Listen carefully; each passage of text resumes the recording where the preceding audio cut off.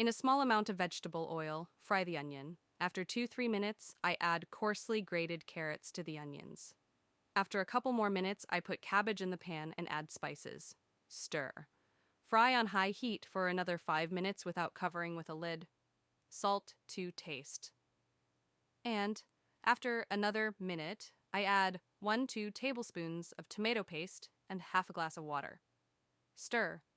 I add a bay leaf and stew cabbage on low heat until ready. It usually takes me 15 or 20 minutes. And while the cabbage is stewing, I will prepare breadcrumbs. I grate the breadcrumbs on a grater. I spread the breadcrumbs in a baking tray and put it in the oven heated to 180 degrees for 7-8 minutes. And that's it. The breadcrumbs are ready. You can use them for breading, for example, but today I have not prepared them for that.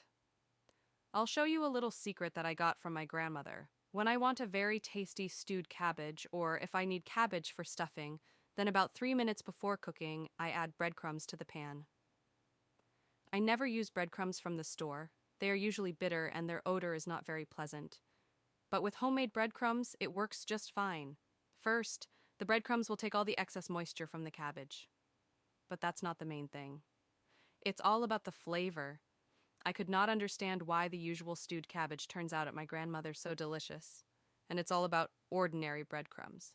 Instead of white bread, of course, you can use rye bread. The flavor of cabbage turns out even more interesting.